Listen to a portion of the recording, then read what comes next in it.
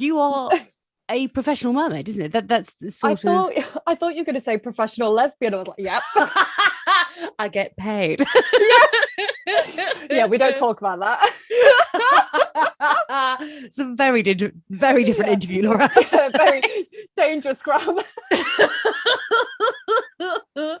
Alice Vickery. Well, hello there. This is Alice Vickery here with Cornish Kaleidoscope. This is the third episode, and it's where I talk to people from all around Cornwall who are diverse and have used their diversity to fuel their success. And for this week, it's been Lesbian Visibility Week 2021, and so I'm talking to the wonderful Laura Evans, otherwise known as St Ives Mermaid. Oh, round of applause. Yeah. No, Laura, yeah. Yes. The professional sort of it that you actually are professional. Is it? Yeah. I just honestly, the best way I think of describing you is professionally underwater. Yes, I do perform and work as a mermaid, but my main passion is being underwater. And my main passion is also living honestly and authentically. So I very fortunately have got a small platform from, working as a mermaid in Cornwall. So I use it to talk about things that are really important to me. Yeah. That being, whether it's visibility when it comes to being part of the queer community, or if it's, promoting the benefits of sea swimming, it's it's quite diverse. With your job and your career, and then also all the things that you are particularly proud of, or as you say, want to make visible on your platform, which came first, chicken or the egg? Did one feed into the other, or was one there? How did it go about? Yeah, definitely. I think since I was young, there's always been like a little performer in me, and but I can't act, I can't sing, and I can't dance, and I'm definitely not a comedian. You're making me laugh. I don't know.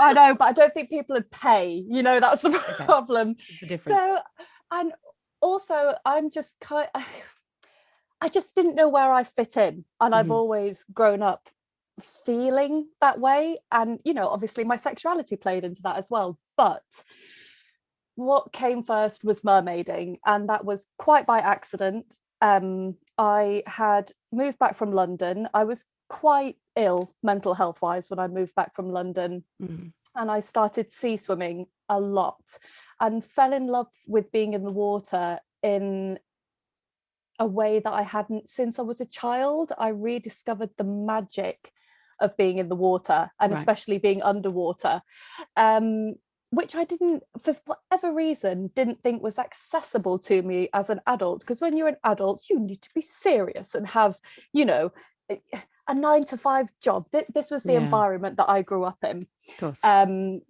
So I just remember vividly one evening being out on a paddleboard with my friend. The sun was setting over St Ives Harbour. We were paddleboarding back in, and I just thought, how magical would it be if a mermaid just swam into St Ives Harbour in that very moment? And just this little light bulb went ding.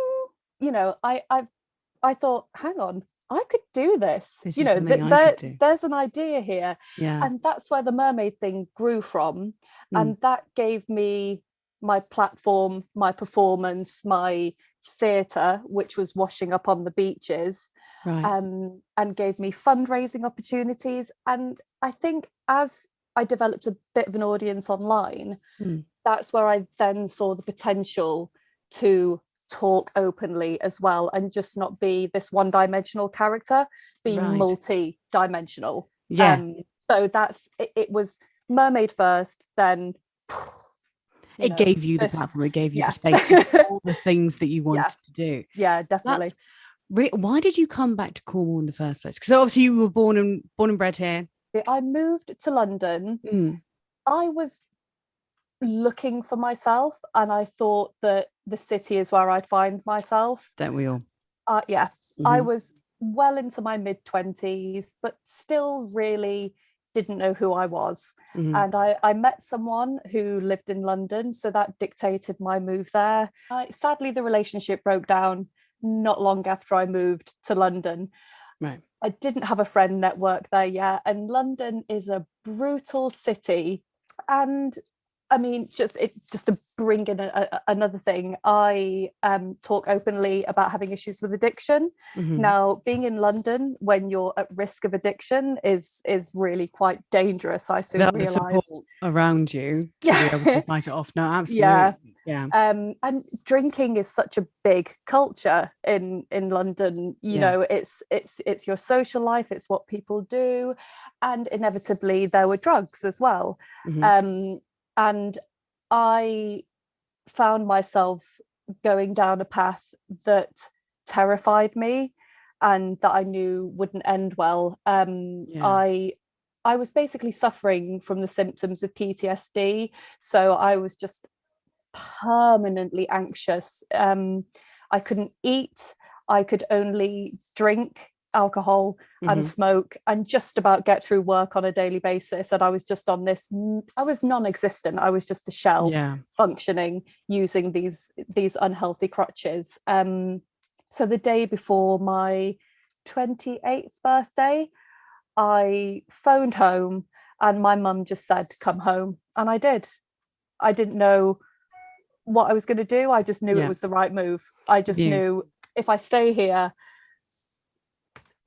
don't know I what's don't going want to to happen. imagine. Yeah, No. I just know And it won't be good. There is no yeah. good to come from staying here. So I came home. My soul just started to connect with being in Cornwall. Mm. So that was just a tremendous lesson. You know, I wouldn't change it for the world, you know, trying to go for the city life, because it taught me exactly who I am, which is the opposite to that. More important than knowing what you do want is knowing exactly what you don't, because Yes, then you avoid it exactly. and you Yeah, curve out your path, whatever it might be. yeah, And it brought you. exactly.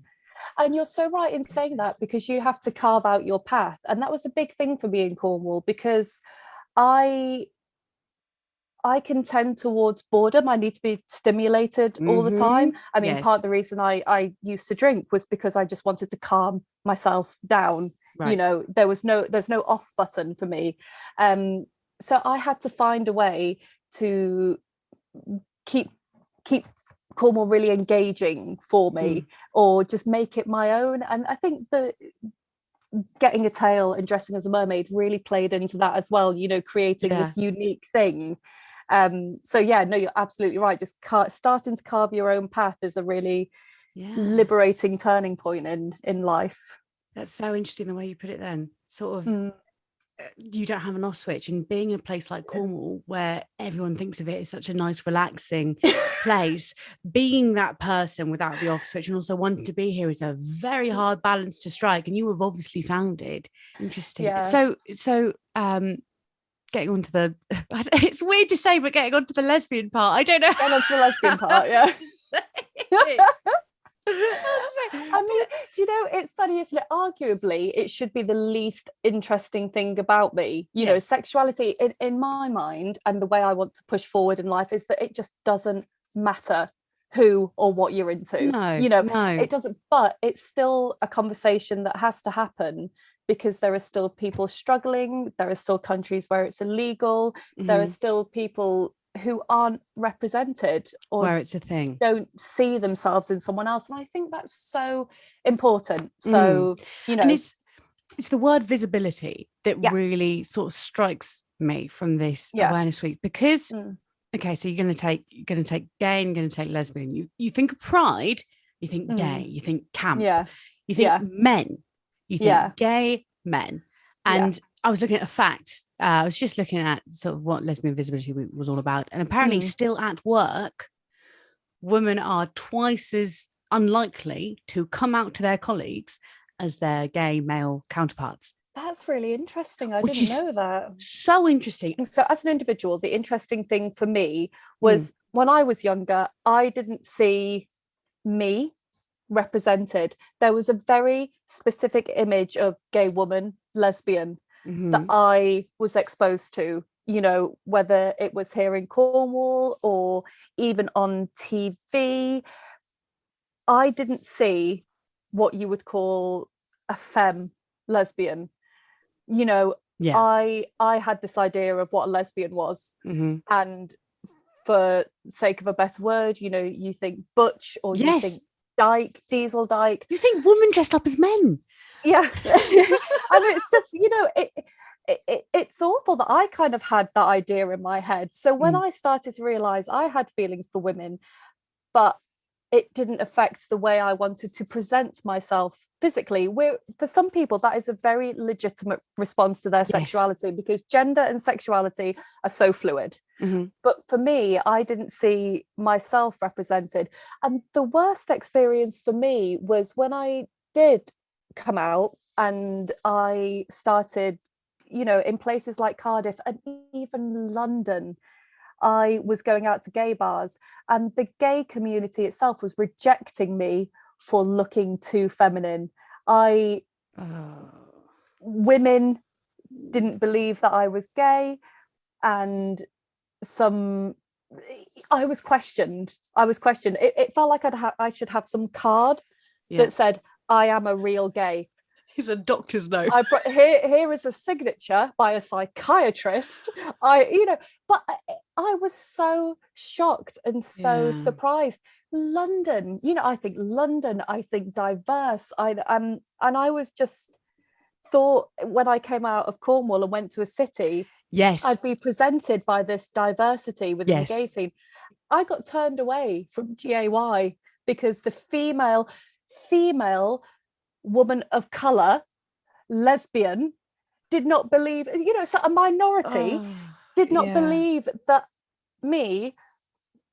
I was a lesbian. I'm like, surely you understand what it is to be in a minority, as I am in a different minority as a femme identifying lesbian. Let's and have an you're ally. Rejecting me.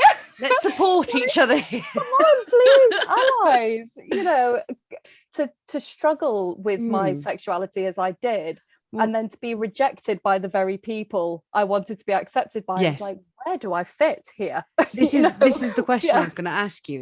Is how did you come to accept your sexuality, and then, you know, how did those struggles then affect, you know, your acceptance of it? Did it batter you back? Like, how did it go? I think I was fortunate in some ways, because I knew wholeheartedly I was a gay woman. I just never I was never interested in men, so I knew who I was. That bit was simple. What wasn't simple for me was coming out. For whatever reason, I was really scared that it made me a failure, and that I would disappoint my family, and that I risked rejection, which is really hard when you are an only child to a single parent, because it's all on you. You know, it's all on you. You're all the eggs are in one basket. There's no siblings to pick up the slack. And I think my mum, bless her, suspected from probably my mid-teens, and rather than creating a place of love to make it safe, I think she was scared for me. And then I think tried to scare the gay out of me, you know, because she had gay friends, but I think she saw either their struggle or the way they identified, and perhaps just because of her own prejudice, didn't want me to be like them. It's the way that my parents always describe it to me, and I don't know if you know, she said the same thing to you, is that they just don't want their child to have a hard life. And if you are gay or a lesbian or whatever, then that makes your life harder. And so if you could not be that would be great, because they care and they love for you. It's coming from a place of love. It is, but it's a lack of understanding, I think, as well. A lack of understanding, which sadly scared me into the closet even more, because I thought, she doesn't like gay people. Oh dear, she's got a rainbow baby. Damn. You know. I love that term. Can we use that more often, please? I will remember that. How many times I've had to come out in my life as a lesbian, as a mermaid, you know, as a drag queen. So I came out when I was 24, despite knowing I was gay since I was definitely when I was 17, 18. Goodness. So that's quite a long time to live a lie. And trust me when I tell you that that hurts. There is a pain from denying a part of you that is so natural. You know, I genuinely was just born the way that I am and to love the way that I love. So to suppress that was one of the most painful things I've ever done. And obviously some friends knew, but it was very hard to explore that side of myself when you're denying it at the same time as wanting to explore it but hiding it from certain people. So you can, you know, imagine the kind of high anxiety I was living with for all those years. And you yourself are such an expressive person. So sort of very sort of subtle within themselves and doesn't like to share themselves anyway. You subtle. Put yourself out there. So, just to ask you to ask yourself to not do that, to not be true to who you are. I can't even begin to imagine how uncomfortable that must have been for you. It is. It is a discomfort, and it makes me so sad to think that I didn't feel safe enough to come out all that time, and to think even about the damage it did, because I was so anxious all the time. And then I discovered alcohol at quite a young age in comparison to some people, but at 18, 19 I did, you know, medicine. It was never about the taste for me. I put it in my body, and the calm and the peace and the I don't give a now, because I don't feel anything when I drink this. You know, it takes all the pain and all the stress away. But it sadly set me up with a very negative relationship with alcohol, you know, that would follow me for a long time. But that, again, sort of separate subjects, but intertwined. One very side much with the other. Exactly. Well, because it makes sense that one you the vice you use in a time of need is a vice that even when you're not in that need anymore, it still means the same thing to you. So for example, I smoked at university, right? As many people did. And when I was in my third year, because of some things that happened to me, like sexual assault stuff, I've spoken about it before, I don't know if you've seen, but I would come home quite often and cry in a way that I've never cried before. Just this deep, like full body ringing cry. And in that time, I needed a cigarette. I needed a cigarette to calm me down. It's about the only thing that calmed me down and made me go, because it made me breathe. Which is so stupid. That's a real thing. Smoking makes you breathe like you do in meditation. Exactly. Like, because you breathe in and you breathe out. That's exactly what it is. And even though now, like I don't need it in a supportive way anymore, and I don't do it anymore. When I cry, when I have a proper cry, I want a cigarette. Desperately want a cigarette, because it's that vice and it follows you. So I know exactly what you mean with that. And we all have it. We definitely all have it. We all have one or another, don't we? Exactly. Just to different degrees, and you know, different, like everything, a spectrum. Isn't it all? Everything is. Isn't it great? A full rainbow. It's all rainbow. So how did it eventually sort of happen? Come out? We will get there in a second, won't we? In a big roundabout way. I met someone, and it gave me the confidence to come out. Basically, I didn't want to have a relationship behind closed doors, and frankly, in Cornwall, that's impossible when you still live nearby to your family. You are not going to get away with that. So it was kind of like, I move forward or I stay stuck where I am. You know, and I finally found the strength to move forward. And I wrote my mum a very long letter, you know, and then left it for her where she works, and then went and got drunk with my friend until I knew that she'd read it, and then went and met her after work that evening. And I was just utterly terrified. And I think you have to remember that when you come out to your parents, whether they suspect or not, for some people it's a really easy ride, as it should be. but that's not the world we live in completely yet. No. So you have to remember that you are potentially changing your parents' whole perception of what your life will be. Yes. And At also the how end, they look at you, yeah, what they think of you. yeah. Yeah. So whether she suspected or not, which I think she did, it's the this is who I am moment, and I'm asking you to accept it. This is your time to accept me or not. And she did, she did accept me, but she struggled with it for like a week, I think. Okay. All right. Yeah. Okay. Which is a short period of time. Tiny. So very tiny. I think what I didn't mention was that my mum's sister is married to a vicar. Right. So I have quite a strong or have had quite a strong religious influence in my family. So I was really scared of the judgment from that side of the family as well. Interesting, because that's a whole different perspective. Yeah. And how was that when they were wonderful, actually. What changed everything, and it was very simple, is that as soon as I came out, it was like the darkest cloud had been lifted. This weight had been lifted from me, and it was visible. It was a completely visible transformation that my whole family could see. And my auntie really beautifully said that you can't deny someone that happiness or that peace. And that was just that has really stayed with me. And I think that's something we should all carry with us in life, that we should never deny anyone their happiness or ultimately just their peace and their comfort. And that just meant the world to me. It was really special. Yeah, really, really that was special. Exactly what you needed at the time. Yeah.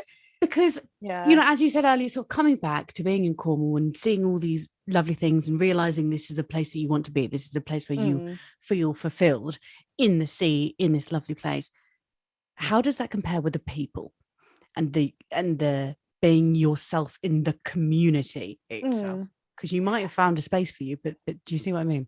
Yeah, absolutely. I think St Ives, as you probably understand, Cornwall, I should say, and this does extend to St Ives, Cornwall is a place of two halves. So there's liberal, there's conservatives, there were Brexiteers, there were Remainers. We're like a 50-50 divide. Yes. And I feel completely 100% accepted, not necessarily understood. Okay, that's a great way of putting it. Yeah. So I am lucky. I've not really had any negative experiences. I do think, interestingly, you were talking earlier about gay women, men coming out more often than gay women. Like, I feel gay men have it harder here. Yes, definitely. I agree. I think that's definitely true. And it's not surprising that a lot of people do move away from Cornwall, because although I think there is acceptance, there's not much understanding. No. And it's education at the end of the day, and exposure and visibility. Coming out there, putting it out there, making a difference. That's cracking. Laura, thank you so much. This is a wonderful interview. I wanted to chat to you for so long. I know. Thank you so much.